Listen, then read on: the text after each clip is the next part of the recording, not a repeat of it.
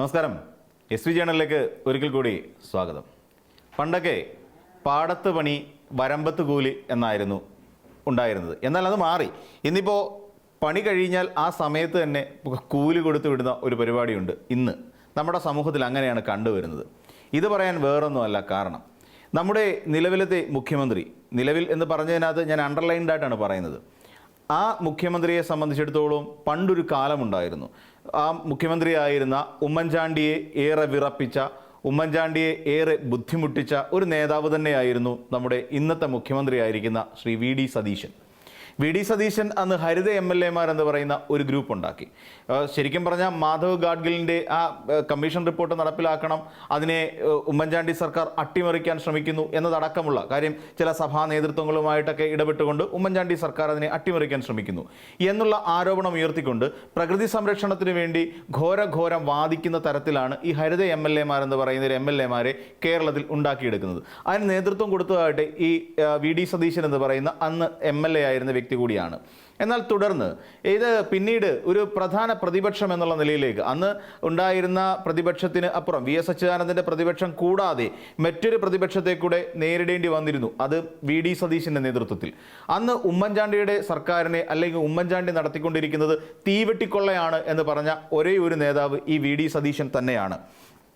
അപ്പോൾ ഇങ്ങനെ മുന്നോട്ട് പോയിക്കൊണ്ടിരിക്കുകയും ഉമ്മൻചാണ്ടി എന്ന് പറയുന്ന ഒരാളെ നേരെ വണ്ണം ഭരിക്കാൻ വിടാത്ത തരത്തിൽ അന്ന് ഈ പറയുന്ന പോലെ പാരിസ്ഥിതികമായ പ്രശ്നങ്ങൾക്ക്, ഇപ്പം നമ്മൾ പറയുന്ന പോലെ നെല്ലിയാമ്പതി വിഷയമാണെങ്കിലും അങ്ങനെ തുടങ്ങി നിരവധി വിഷയങ്ങളിൽ ഈ ഒരു വിവാദപരമായ തീരുമാനങ്ങൾ എടുക്കുമ്പോൾ അതിനെതിരെയാണ് ഞങ്ങൾ പ്രവർത്തിക്കുന്നത് എന്ന് പറയുന്നതിനപ്പുറത്തേക്ക് മാറി ചിന്തിക്കുകയും ഈ പറയുന്ന വി.ഡി. സതീശൻ എന്ന് പറയുന്ന നേതാവ് ഉമ്മൻചാണ്ടിയെ ഏതൊരു കാര്യത്തിന് വേണ്ടി വിമർശിക്കുകയും അതിന് A.K. ആന്റണി അടക്കമുള്ള നേതാക്കന്മാരെ കൂട്ടുപിടിച്ചുകൊണ്ട് ഇവിടെ ഒരു കമ്മിറ്റി രൂപീകരിക്കുകയും ചെയ്തു എന്നുള്ളതാണ് മനസ്സിലാക്കാൻ കഴിയുന്ന ഒരു പ്രധാനപ്പെട്ട കാര്യം. എന്നാൽ ഇതിലേക്ക് നമ്മൾ എത്തുമ്പോൾ ഇവിടെ നോക്കിക്കോളൂ, അന്നും ഉമ്മൻചാണ്ടി സർക്കാരിനെ സംബന്ധിച്ചിടത്തോളം ഉമ്മൻചാണ്ടി സർക്കാരിനെ ഏറ്റവും കൂടുതൽ കുന്തമുനയിൽ നിർത്തിയ ഒന്ന് തന്നെയായിരുന്നു ബാർക്കോഴ ആരോപണം.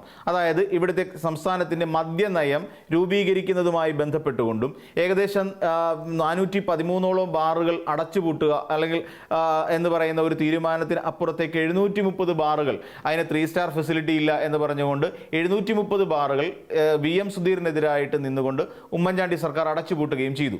അപ്പോൾ ആ സമയത്തൊക്കെ ഇതൊക്കെ കണ്ട് ശീലിച്ച ഒരാളാണ് വി.ഡി. സതീശൻ. അപ്പോൾ നമ്മൾ ആലോചിച്ച് നോക്കുക, അന്ന് ഉമ്മൻചാണ്ടിക്കെതിരായ പ്രതിപക്ഷമായി പ്രവർത്തിച്ചതിലെ ഏറ്റവും പ്രമുഖനായ നേതാവ് വി.ഡി. സതീശനായിരുന്നു. അന്ന് മദ്യനയവുമായി ബന്ധപ്പെട്ടുകൊണ്ടായിരുന്നു ഉമ്മൻചാണ്ടി സർക്കാരിന് ഏറ്റവും അധികം തട്ടുകേടുകൾ സംഭവിച്ചത്. മദ്യനയത്തിൽ ഈ ഉമ്മൻചാണ്ടി സർക്കാരിനെ ഏറ്റവും അധികം കുറ്റം പറഞ്ഞ അന്നത്തെ KPCC അധ്യക്ഷൻ VM സുധീരനുമായിരുന്നു. അപ്പം 3 കണക്ഷൻസും ഏകദേശം ശരിയാണ്. ഏകദേശം, അതായത് ഇന്ന് നിലവിൽ വി.ഡി. സതീശൻ്റെ സർക്കാർ അനുഭവിച്ചുകൊണ്ടിരിക്കുന്ന അല്ലെങ്കിൽ വി.ഡി. സതീശൻ എന്ന് പറയുന്ന മുഖ്യമന്ത്രി നേരിട്ടുകൊണ്ടിരിക്കുന്ന ഒരു പ്രധാന പ്രശ്നം അതുതന്നെയാണ്. ഇനി ഉമ്മൻചാണ്ടിയുടെ കാലഘട്ടത്തിലേക്ക് നോക്കിക്കോളൂ. ഉമ്മൻചാണ്ടിയുടെ കാലഘട്ടത്തിൽ അതേ സർക്കാരിലുള്ള മുന്നണിയിലുള്ള പല നേതാക്കന്മാരും, മുന്നണിയിൽ മാത്രമല്ല കോൺഗ്രസിനുള്ളിൽ നിന്ന് പോലും ഏറ്റവും ശക്തമായി എതിർപ്പുകൾ നേരിടേണ്ടി വന്ന ഒരു മുഖ്യമന്ത്രി ഉമ്മൻചാണ്ടി തന്നെയായിരുന്നു. നമുക്കറിയാം, തിരുവഞ്ചൂർ രാധാകൃഷ്ണൻ ആഭ്യന്തര വകുപ്പ് മന്ത്രിയായിരിക്കുന്ന കാലഘട്ടത്തിലാണ് ടെനി ജോപ്പനെ അറസ്റ്റ് ചെയ്യുന്നത് എന്ന് നമുക്കെല്ലാവർക്കും അറിയാം. അതും മുഖ്യമന്ത്രിയായ ഉമ്മൻചാണ്ടി പോലും അറിയാതെ ഇക്കാര്യങ്ങൾ സാധിച്ചെടുക്കുകയായിരുന്നു തിരുവഞ്ചൂർ രാധാകൃഷ്ണൻ ചെയ്തത്. ഇവിടെയും അതേപോലെയുള്ള ഒരു ഒറ്റപ്പെടുത്തൽ നമുക്ക് കാണാൻ സാധിക്കും.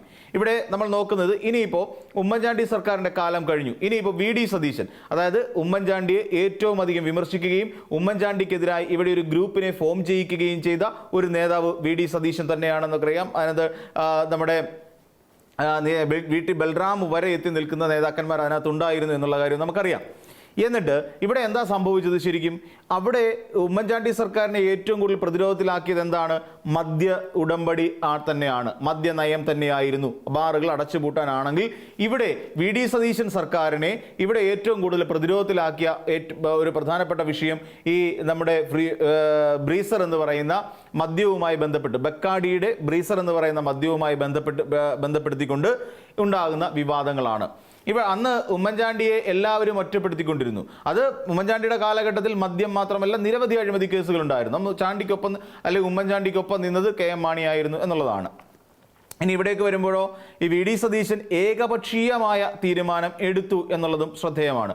മദ്യനയവുമായി ബന്ധപ്പെട്ടുകൊണ്ട് സർക്കാർ ഖജനാവിൽ 600 കോടിയുടെ നഷ്ടമുണ്ടാക്കുന്ന ഒരു തീരുമാനം യുദ്ധകാല അടിസ്ഥാനത്തിൽ ശരവേഗത്തിൽ പൂർത്തീകരിച്ചു എന്നുള്ളതാണ്. ഇത് പിന്നീട് കേസായി മാറും കേട്ടോ, ഇനി ഇത് പിൻവലിക്കാനൊന്നും പറ്റില്ല. അപ്പം ഇത് വി ഡി സതീശൻ്റെ ഒരു തീരുമാനം. ഇവിടെ രണ്ടിടത്തും ഏറ്റവും പ്രധാനപ്പെട്ട കാലത്തിൻ്റെ കാവ്യനീതി എന്ന് നമ്മൾ പറയില്ലേ, ഇവിടെ രണ്ടിടത്തും ഉമ്മൻചാണ്ടി സർക്കാരിനെ മദ്യത്തിൻ്റെ പേരിൽ ഏറ്റവും അധികം പ്രതിരോധത്തിലാക്കിയത് ആരാണ് എന്ന് ചോദിച്ചാൽ ഒറ്റുത്തരമേ ഉള്ളൂ, വി എം സുധീരൻ എന്ന് പറയുന്ന അന്നത്തെ KPCC അധ്യക്ഷൻ. വി ഡി സതീശൻ സർക്കാരിനെ നയവുമായി ബന്ധപ്പെട്ടുകൊണ്ട് പ്രതിരോധത്തിലാക്കിയത് ആരാന്ന് ചോദിച്ചാൽ അത് CPM എന്നോ പിണറായി വിജയനെന്നോ പറയേണ്ട, അതും വി എം സുധീരൻ. അപ്പോൾ ഈ രണ്ട് വിഷയത്തിലും രണ്ട് സർക്കാരുകളെയും മദ്യത്തിൻ്റെ പേരിൽ പ്രതിരോധത്തിലാക്കിയ ആളിൻ്റെ പേര് വി എം സുധീരൻ എന്ന് തന്നെയാണ്. അപ്പോൾ വി എം അതാണ് പറഞ്ഞത് കാലത്തിൻ്റെ കാവ്യനീതി എന്ന് പറഞ്ഞതിന് കാര്യം. അപ്പോൾ രണ്ട് മന്ത്രിസഭകളെയും മദ്യത്തിൻ്റെ പേരിൽ അസ്ഥിരപ്പെടുത്താൻ സുധീരനെ കൊണ്ട് കഴിയുന്നു എന്നുള്ളതാണ് പ്രധാനപ്പെട്ട കാര്യം. അന്നത്തെ മന്ത്രിസഭയിലും ഈ പറയുന്ന ഉമ്മൻചാണ്ടി സോളാർ വിഷയവുമായി ബന്ധപ്പെട്ടുകൊണ്ട് ഒറ്റപ്പെടുന്ന സാഹചര്യമുണ്ടായി. അതോടൊപ്പം തന്നെ മദ്യത്തിൻ്റെ വിഷയത്തിലും ഉമ്മൻചാണ്ടി ഒറ്റപ്പെടുന്ന സാഹചര്യമുണ്ടായി. ഇന്ന് ഇവിടെ നോക്കിക്കോളൂ, ഈ വി ഡി സതീശൻ എന്ന് പറയുന്ന നേതാവിനെതിരായി ഇവിടുത്തെ മുന്നണി ലീഗ് ഉൾപ്പെടെയുള്ള നേതാക്കന്മാർ ഇതിനെതിരെ വന്നു. ഈ വീര്യം കുറഞ്ഞതാണെങ്കിലും മദ്യം തന്നെയല്ലേ എന്നാണ് പാണക്കാട് തങ്ങൾ ഉയർത്തുന്ന ചോദ്യം. അപ്പം അതോടൊപ്പം തന്നെ മുന്നണിയിലും ഇവിടെയും പാർട്ടിക്കുള്ളിലും ചർച്ച ചെയ്യാതെ ഈ കാര്യങ്ങൾ തീരുമാനമെടുക്കാൻ പാടില്ലായിരുന്നു എന്ന് വി എം സുധീരൻ എന്ന് പറയുന്ന മുൻ KPCC അധ്യക്ഷനും ഇന്ന് കോൺഗ്രസിന്റെ മുതിർന്ന നേതാവും പറയുന്നു. ഇവിടെ മദ്യം നൽകണം, വില കൂടിയ അല്ലെങ്കിൽ നിലവാരമുള്ള മദ്യം നൽകണം. അപ്പോൾ ഈ രീതിയിൽ ഒരു പ്രസ്താവനയുമായി ബന്ധപ്പെടുത്തിക്കൊണ്ട് ഈ വി ഡി സതീശൻ സർക്കാരിനെ അല്ലെങ്കിൽ വി ഡി സതീശൻ്റെ തീരുമാനത്തെ കുറ്റം പറഞ്ഞുകൊണ്ട്, അതായത് മുന്നണിയിൽ ആലോചിക്കാതെ തീരുമാനമെടുത്തു, പാർട്ടിക്കുള്ളിൽ ആലോചിക്കാതെ തീരുമാനമെടുത്തു എന്ന നിലയിൽ കുറ്റം പറഞ്ഞുകൊണ്ട് എത്തിയിരിക്കുന്നു കെ മുരളീധരൻ എന്ന് പറയുന്ന നേതാവും എത്തിയിട്ടുണ്ട്. അതായത് മന്ത്രി കെ മുരളീധരനും എത്തിയിട്ടുണ്ട്. അപ്പം ശരിക്കും വി എം സുധീരൻ്റെ ഭാഗത്തു നിന്നും കെ മുരളീധരൻ്റെയും മുസ്ലിം ലീഗിൻ്റെയും അതോടൊപ്പം തന്നെ അദ്ദേഹം അറിയാതെ എക്സൈസ് വകുപ്പ് മന്ത്രിയായിരുന്ന എം ലിജു അദ്ദേഹം അറിയാതെ പോലും ഈ തീരുമാനം നടപ്പിലാക്കി എന്ന് പറഞ്ഞുകൊണ്ട് അദ്ദേഹവും പ്രതിഷേധവുമായി രംഗത്തെത്തി. അപ്പം നാനാവശത്തു നിന്നും മദ്യത്തിൻ്റെ പേരും പറഞ്ഞുകൊണ്ട് വി ഡി സതീശനെ ഏകദേശം 1 മാസത്തിനുള്ളിൽ തന്നെ ഒറ്റപ്പെടുത്തുന്ന സമീപനമുണ്ടായതിൻ്റെ അതിനെ നമുക്ക് എന്ത് വിളിക്കാം? കാലത്തിൻ്റെ കാവ്യനീതി. ഇത് തന്നെയല്ലേ ഉമ്മൻചാണ്ടിയോട് നിങ്ങൾ ചെയ്തത്? അപ്പോൾ ഉമ്മൻചാണ്ടിയെ വിശുദ്ധനാക്കി പുണ്യാളനാക്കി കല്ലറ കെട്ടി ഈ മനുഷ്യൻ സത്യമായി നീതിമാനായിരുന്നു എന്ന് ആലേഖനം ചെയ്തു വെച്ച് അദ്ദേഹത്തെ വാഴ്ത്തിപ്പാടുന്ന ഇവർക്ക് തന്നെ ഉമ്മൻചാണ്ടിയുടെ ശാപം ഏറ്റുവാങ്ങേണ്ട ഗതികേടിലേക്ക് എത്തി എന്നുള്ളതല്ലേ നമ്മൾ മനസ്സിലാക്കേണ്ടത്. ഇനി ഇവിടെ സംഭവിക്കുന്നത് എന്തൊക്കെയാണെന്ന് നമുക്കറിയാം. ഇവിടെ പിന്നെ ഉമ്മൻചാണ്ടിയെ താഴെ ഇറക്കാൻ വേണ്ടി 5 വർഷം കാത്തിരിക്കേണ്ടി വന്നു എങ്കിൽ ഇനി ഈ സർക്കാരിനെ താഴെ ഇറക്കാൻ വേണ്ടി അല്ലെങ്കിൽ വി ഡി സതീശനെ താഴെ ഇറക്കാൻ വേണ്ടി 1 വർഷം പോലും വേണ്ടി വരില്ല എന്നുള്ളതാണ് നമ്മൾ മനസ്സിലാക്കേണ്ടത്. എന്തുകൊണ്ടാണ് എന്ന് ചോദിച്ചാൽ ഈ പറയുന്ന ഈ മദ്യനയത്തിൻ്റെ പേരിൽ കോൺഗ്രസ് എന്ന് പറയുന്ന പാർട്ടി പ്രതിക്കൂട്ടിലേക്ക് വരുന്നു. എന്തുകൊണ്ടാണ്? ഈ വി ഡി സതീശൻ മെയ് മാസം ആദ്യവാരം നടത്തിയ ഒരു ഏകദേശം 6-7 മണിക്കൂർ അല്ലെങ്കിൽ ഒരു 10 മണിക്കൂറോളം വരുന്ന ഒരു സന്ദർശനം ഉണ്ടായിരുന്നു. ചാർട്ടേഡ് ഫ്ലൈറ്റിൽ 1 ലക്ഷം മുതൽ 5 ലക്ഷം വരെ മേടിക്കാൻ അല്ലെങ്കിൽ കൂലി ഇനത്തിൽ കൊടുക്കേണ്ടി വരുന്ന ഒരു ചാർട്ടേഡ് ഫ്ലൈറ്റിൽ കയറി മംഗലാപുരത്തേക്ക് യാത്ര ചെയ്യുന്നു. അത് പുള്ളി ആ ഫ്ലൈറ്റിൽ തന്നെ തിരിച്ചു വരുന്നു. അപ്പോൾ ഏകദേശം ഒരു 8-10 മണിക്കൂറിലേക്ക് 5 ലക്ഷം രൂപ വെച്ചുള്ള കണക്കാക്കുമ്പോൾ എത്ര ലക്ഷം രൂപ അവിടെ ചിലവായി എന്നുള്ളതിനെക്കുറിച്ച് നമുക്ക് മനസ്സിലാക്കാവുന്നതേ ഉള്ളൂ. അപ്പോൾ ആ യാത്രയോടുകൂടി തന്നെ കോൺഗ്രസ് പാർട്ടിയുടെ ദേശീയ തലത്തിലുള്ള നയത്തെ പോലും വെല്ലുവിളിക്കുന്നതായിരുന്നു ആ യാത്രയുടെ ഉദ്ദേശമെന്ന് KC വേണുഗോപാലിനും ഹൈക്കമാൻഡിനും ഏറെക്കുറെ ബോധ്യപ്പെട്ടിട്ടുണ്ട്. അപ്പം കേരളത്തിലെ ഒരു കോൺഗ്രസ് നേതാവ് ഈ രീതിയിൽ തൻ്റെ ഇഷ്ടപ്രകാരം പാർട്ടിയുടെ ദേശീയ തലത്തിലെ നയങ്ങളെ പോലും കാറ്റിൽ പറത്തിക്കൊണ്ട് പ്രവർത്തിക്കുന്നത് കണ്ടു നിൽക്കാൻ സത്യത്തിൽ ഈ പറയുന്ന ഹൈക്കമാൻഡിന് കഴിയില്ല. സ്വാഭാവികമായും ഈ വി ഡി സതീശനെതിരായി ശക്തമായ ഒരു നീക്കം ഹൈക്കമാൻഡിൻ്റെ ഭാഗത്ത് നിന്ന് ഉണ്ടാകുകയും ചെയ്യും. ഹൈക്കമാൻഡ് ആരാണ് എന്ന് ചോദിച്ചാൽ നമുക്കെല്ലാവർക്കും വളരെ ക്ലിയറായി അറിയാവുന്നതുപോലെ അത് KC വേണുഗോപാലിനാണ് എന്ന് നമുക്കറിയാം. അപ്പോൾ KC വേണുഗോപാൽ ഹൈക്കമാൻഡിൻ്റെ നേതൃത്വത്തിലിരിക്കുന്ന സമയത്തും വി ഡി സതീശനെ പോലെ ഒരു നേതാവ് ഇമാതിരി പരിപാടി കേരളത്തിൽ കിടന്നുകൊണ്ട് കാണിക്കുകയും ചെയ്യുമ്പോൾ ദേശീയ തലത്തിൽ കോൺഗ്രസ് എന്ന് പറയുന്ന ഒരു രാഷ്ട്രീയ പാർട്ടിയുടെ പ്രതിച്ഛായ തന്നെ നഷ്ടപ്പെടുന്ന അവസ്ഥയിലേക്ക് എത്തുന്ന സാഹചര്യമുണ്ട്. അപ്പോൾ ഇങ്ങനെ പോയി കഴിഞ്ഞാൽ ഈ അധിക കാലമൊന്നും വി ഡി സതീശൻ ആ കസരയിൽ ഇരിക്കേണ്ടി വരും എന്ന് തോന്നുന്നില്ല. കാരണം ഇപ്പോൾ തന്നെ നമുക്കറിയാം എത്ര വിഷയങ്ങളിൽ ഈ V D Satheesan U turn അടിച്ചിട്ടുണ്ട്. ഇതിന്റെ ഏതെങ്കിലും ഒരു ഘട്ടത്തിൽ ഒരു തവണയെങ്കിലും ഇപ്പം നമുക്കറിയാവുന്ന പോലെ കഴിഞ്ഞ ദിവസം കേരള യൂണിവേഴ്സിറ്റിയുടെ വൈസ് ചാൻസലർ നമ്മുടെ ഇദ്ദേഹത്തിന്റെ RSS പരിപാടിയിൽ പങ്കെടുക്കുന്നു.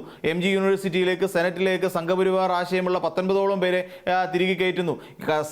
സർവകലാശാല നിയമനങ്ങളിലും അല്ലെങ്കിൽ ഈ വൈസ് ചാൻസലർ നിയമനങ്ങളിലും ഈ സംഘപരിവാറിന്റെ അജണ്ട നടപ്പിലാക്കിക്കൊണ്ട് ഗവർണർ നിലനിൽക്കുകയും ചെയ്യുന്നു. ഇതിനെതിരെ പ്രതിരോധിക്കാൻ പോലും കഴിയാത്ത ഒരു സാഹചര്യമുള്ളപ്പോൾ ഇന്ത്യ മുന്നണിയിലെ ഘടകകക്ഷിയിൽ തന്നെ വലിയ തോതിലുള്ള വിള്ളലുകൾ ഉണ്ടാകും എന്നുള്ളതും ഹൈക്കമാൻഡ് തിരിച്ചറിയേണ്ടതാണ്, അല്ലെങ്കിൽ കോൺഗ്രസ് പാർട്ടി തിരിച്ചറിയേണ്ടതാണ്. അപ്പോൾ ഇങ്ങനെയുള്ള നിലവിലുള്ള സാഹചര്യങ്ങളെല്ലാം കൂടി പരിശോധിക്കുമ്പോൾ ഇതെല്ലാം വി ഡി സതീശൻ എന്ന് പറയുന്ന മുഖ്യമന്ത്രിക്ക് എതിരായി വരാനുള്ള സാധ്യതകളാണ് ഏറെയും. അപ്പോൾ അതുകൊണ്ടാണ് പറയുന്നത് സതീശന്റെ വിസ്മയം കുറച്ച് കൂടിപ്പോകുന്നുണ്ട് എന്നുള്ളതാണ്. ഈ വിസ്മയം കണ്ടു നിൽക്കാനും താങ്ങാനുമുള്ള ശേഷി തൽക്കാലം കോൺഗ്രസ് പാർട്ടിക്ക് ഇല്ലാത്തതുകൊണ്ട് ഹൈക്കമാൻഡ് നേരിട്ട് ഈ വിഷയത്തിൽ ഇടപെടുകയും അതിന് അനുയോജ്യമായ നടപടിക്രമങ്ങളിലേക്ക് പോവുകയും ചെയ്താൽ വി ഡി സതീശന് തന്നെയായിരിക്കും കേടുപാടുണ്ടാകുക. ഇനിയിപ്പോൾ നമുക്കറിയാവുന്ന പോലെ ലീഗിനും കുറച്ചൊക്കെ ഒന്ന് മയപ്പെടേണ്ടി വരും. കാരണം ലീഗിന്റെ പോളിസിക്കും എതിരായിട്ടുള്ള നീക്കത്തിലേക്കാണ് വി ഡി സതീശൻ പോകുന്നത് എന്നുള്ളത് കൊണ്ട് തന്നെ ലീഗിനും ഇനി വി ഡി സതീശനെ സംരക്ഷിക്കാൻ കഴിയുമോ എന്നുള്ളത് നമ്മുടെ മുന്നിൽ ഒരു ചോദ്യചിഹ്നമാണ്. അപ്പോൾ മറ്റൊരു വീഡിയോയുമായി നമുക്ക് വീണ്ടും കാണാം.